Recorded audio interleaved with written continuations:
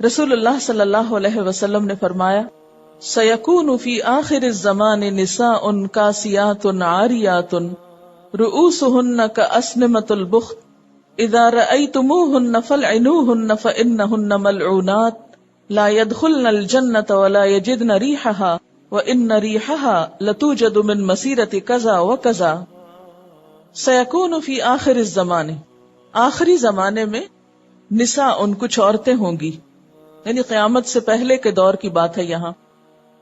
آپ نے فرمایا قیامت کے برپا ہونے سے پہلے میری امت میں ایسی عورتیں آئیں گی، نساء کاسیات، کاسیہ کہتے ہیں لباس پہنے ہوئے، نساء کاسیات کپڑے پہنے ہوئے ہیں عورتیں، عاریات اس کے باوجود ننگی ہیں، کپڑے پہن کر بھی ننگی ہیں۔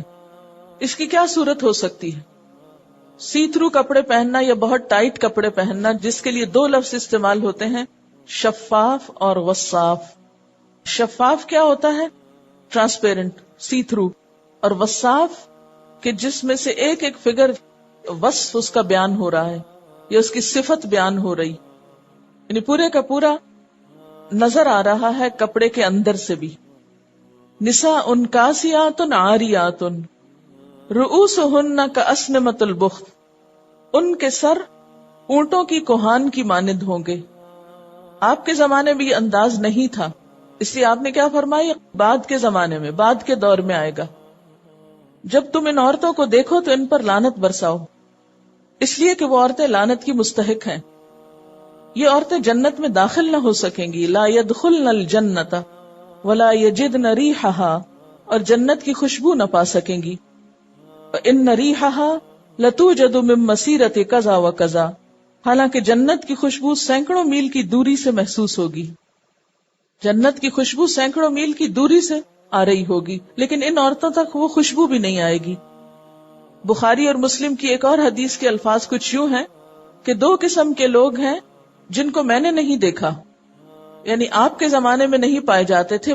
ان میں ایک قسم تو مردوں کی ہے اور دوسری قسم عورتوں کی، اور وہ بھی اسی قسم کی حدیث ہے جس میں تقریباً یہی لفظ آتے ہیں۔ وہاں دو لفظ اور بھی ہیں جو اس روایت میں نہیں، اور وہ ہیں مائلات ممیلات۔ خاص طور پر آپ نے سروں کے تبرج کی بات بھی کی، کیونکہ برج کا معنی کیا ہوتا ہے؟ نمایاں کرنا۔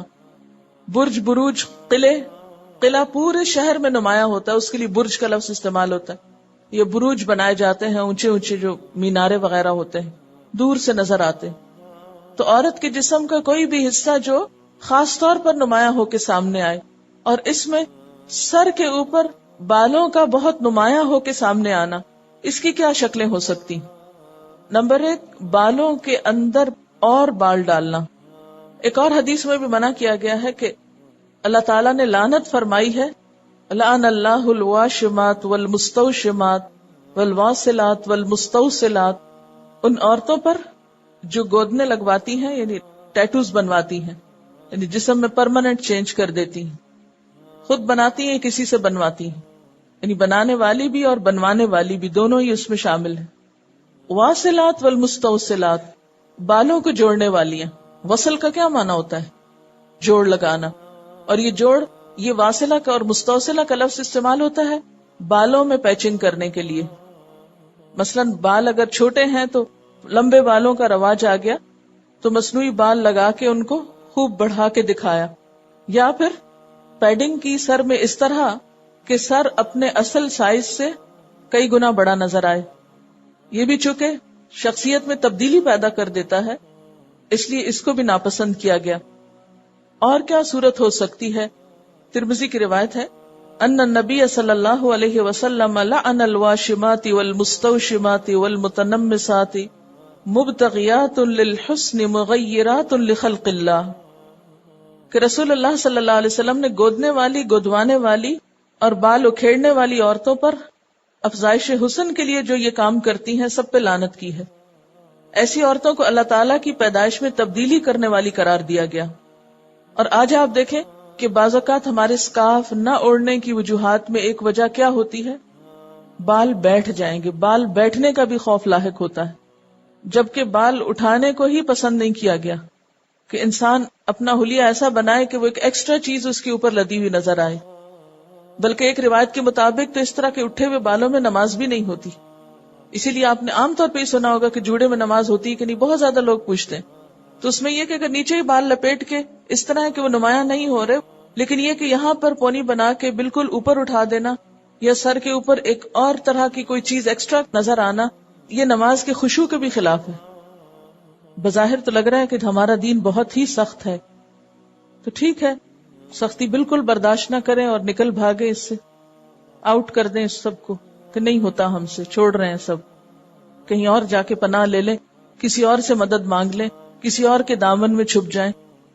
لا یجدون من دون اللہ ولیا ولا نصیرا. اللہ کو چھوڑ کر, اللہ کے احکامات کو چھوڑ کر کہاں سے کوئی دوست ملے گا, کہاں سے مددگار ملے گا.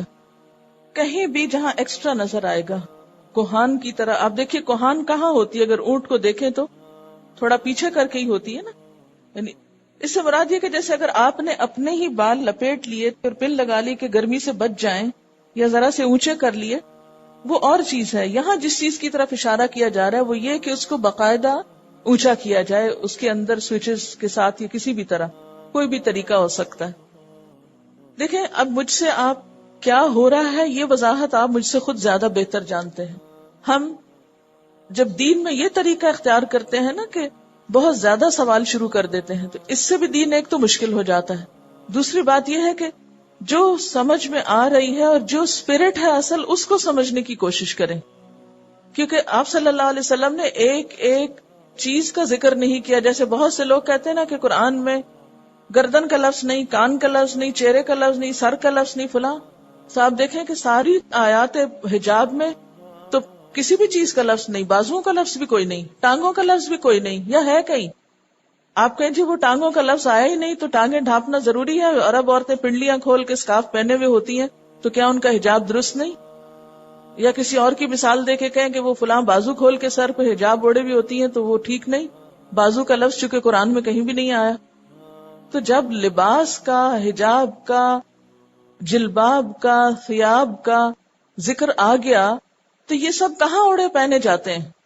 تاروں پہ تو نہیں ڈالے جاتے, وارڈروب میں تو نہیں لٹکانے کے لیے, یہ جسم کے اب اوپر ہی جائیں گے نا. اب لفظ اگر خمار آ جائے تو کیا یہ عقل کی سیدھی سادی بات نہیں کہ خمار دوپٹے کو کہتے ہیں, اور دوپٹہ کس چیز کے لیے استعمال ہوتا ہے؟ یا تو ہم کہیں قرآن میں لفظ خمار نہیں ہے, جب ہے تو خمار کا مطلب ہے سر ڈھانپنے کی چیز. خمار قمیص کو نہیں کہتے, خمار شلوار کو نہیں کہتے, خمار موزوں کو نہیں کہتے, خمار سر کے کپڑے کو کہتے ہیں. جب سر کا کپڑا آ گیا تو سر کا لفظ لکھنا ضروری تھا, کیونکہ اگر باڈی پارٹس کے نام لکھے جانے لگتے قرآن میں تو پھر تو میرا خیال ہے کہ اگر پلکوں کا لفظ نہ آتا تو آپ کہتے پلکیں تو آئے ہی نہیں اس میں, تو اس لیے ان کو الگ کر لو. قرآن کا انداز وہ نہیں جو ہمارا انداز ہے باتوں کو سمجھنے کا. قرآن اللہ کی کتاب ہے اور اللہ تعالیٰ نے بندوں کے لیے حجت نہیں چھوڑی, بہت ہی اچھے انداز میں جو احکام ہیں ان کو واضح کر دیا گیا ہے. لیکن جب ہمارا ماننے کو دل نہیں تو بہت سے بہانے ہم واقعی کر سکتے ہیں, بہت سی حجتیں لا سکتے ہیں,